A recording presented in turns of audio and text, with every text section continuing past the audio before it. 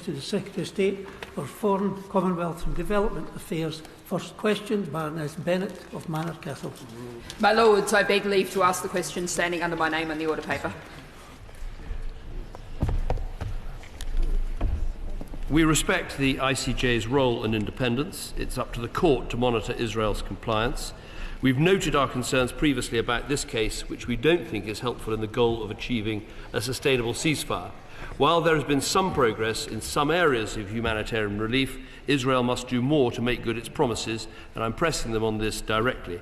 I regularly review advice about the situation in Gaza. Our position on export licences remains unchanged, but we of course keep this under review. I thank the noble Lord for his answer, but of course events have moved on since my question was laid.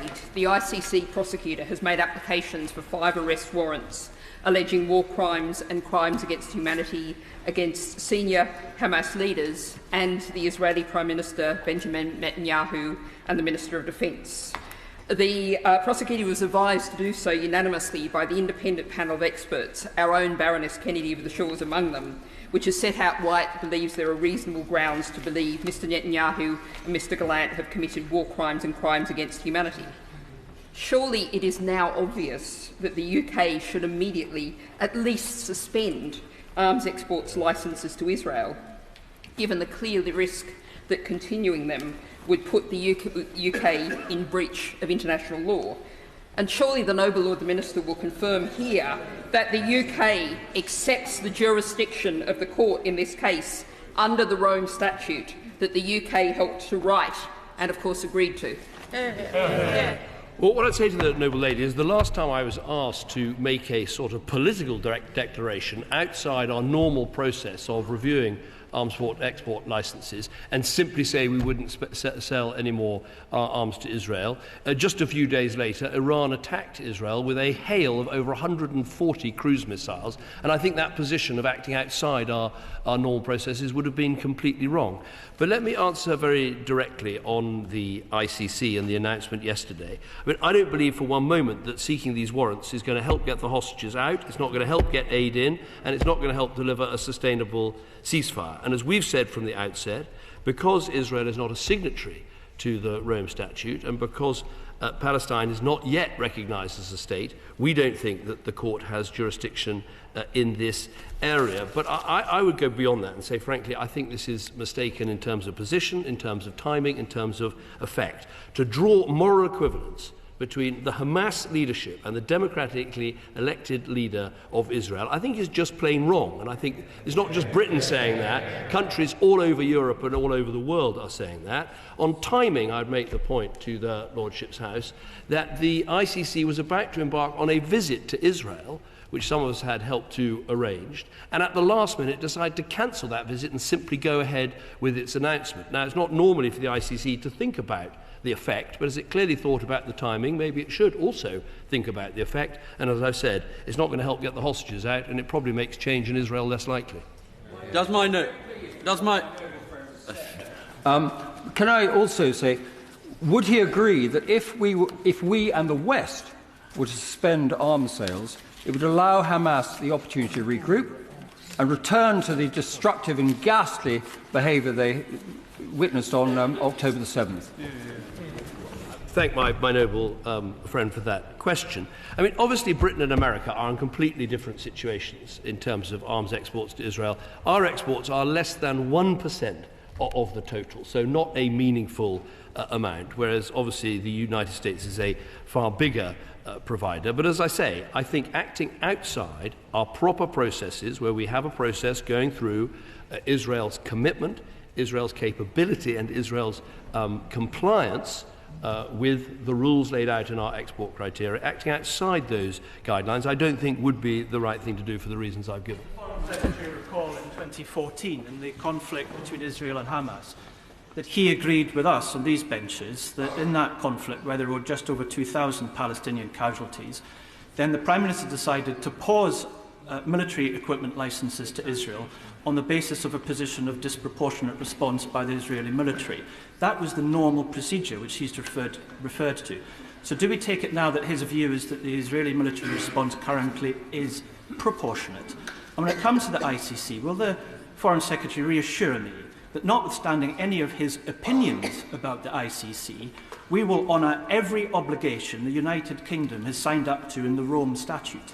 These are treaty obligations for when it comes to those who would be arraigned by the ICC. What I say to the noble lord, there's a bit of a difference between 2014 and now, and that is today. I'll tell you why. Today is day 227 when the hostages are still in captivity, including British citizens. And all of this relates to what happened on October the 7th. There was no October the 7th in 2014, so we are in a different situation. Of course, we respect the independence of the ICC, but just as we respect its independence, they should respect the independence of politicians, not to suddenly lose their voice and lose all their opinions about these things. I have a very clear view about what's happened, and I've been happy to share it with your Lordship's House. Well, I welcome the fact that the noble lord is supporting the independence of the ICC, absolutely vital. But I hope the noble lord can really truly find his voice, because when the UK supported UN Security Council Resolution 2417, which said that condemned unlawful denial of humanitarian access and an act of willfully impeding relief supply should be condemned. The noble lord on BBC said, Lord Cameron said that Israel had not had a clean bill of health on allowing humanitarian aid to enter in Gaza. Does he accept Israel is in breach of that resolution? And if he does not he think that is a breach of international humanitarian law? The noble lord is absolutely right. I did say, and I repeat again, we've far from given Israel a clean bill of health on this issue. Not enough has been done to get aid in. We've had some recent promises which are encouraging, about 500 trucks a day, about the opening of Ashdod port, about the new pier adjacent to the beach in Gaza. And some of those promises are being fulfilled. Ashdod is open, the pier is working, and aid is being delivered, including British aid. But some of the promises are not being kept, and no one, I think, has been tougher on the Israelis than me in direct call after call and message after message about having to meet their obligations. So we haven't given them a clean bill of health, but that is a world of difference between that and actually issuing arrest warrants at the same time as you are for Hamas, and drawing this moral equivalence. And it's not just the UK that takes this view. The United States has said that simultaneous applications for arrest warrants gives the false impression of equation. Sorry, that was the Germans. The Americans have called it outrageous. The Italians have called it totally unacceptable. The Austrians have said the fact that the leader of a terrorist organisation, Hamas, whose declared goal is the extinction of the State of Israel, is being mentioned at the same time as the democratically elected representatives of that very state, is non-comprehensible. The Czechs have said that it's appalling and completely unacceptable. I'd say, actually, I don't want to get too political in their Lordship's House, but the odd man out in many ways is the party opposite that seems to be saying that it supports the ICC in every way. I have answered your question. Does my noble friend, the Foreign Secretary, share my concern that the continuing freezing prospects... Whilst fully supporting Israel's right to defend itself and fully supporting its desire to degrade Hamas's military capacity, would the Foreign Minister not agree there is a legitimate worry about the use from the very beginning of the campaign of these 2,000-pound bombs, which in a very densely populated area are so difficult to use in a way which is both discriminate and proportionate? Absolutely agree that while Israel has the right to defend itself and Israel has the right to try and deal with Hamas and to prevent October the 7th happening again, it is important, and we've said this throughout, that Israel complies with international humanitarian law as they do so. Can my noble friend, the Foreign Secretary, does he share my concern that the continuing freezing of the now $430 million under the Israel-Norway Accord, this is largely from Palestinian tax revenues, that this actually, the withdrawal or the withholding of this money fatally undermines the authority of the Palestinian National Authority, and what more can he do to ensure that that money does get to them and quickly?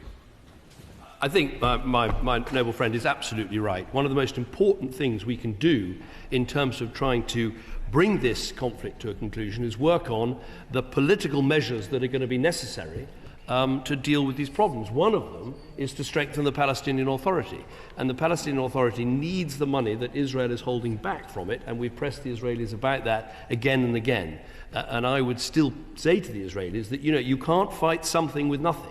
You may not think the Palestinian Authority is ideal. You may think that it fails in many respects. But you need to find a partner that is not Hamas that you can work with in Gaza on the West Bank. And that partner should be the new technocratic government run by the Palestinian Authority.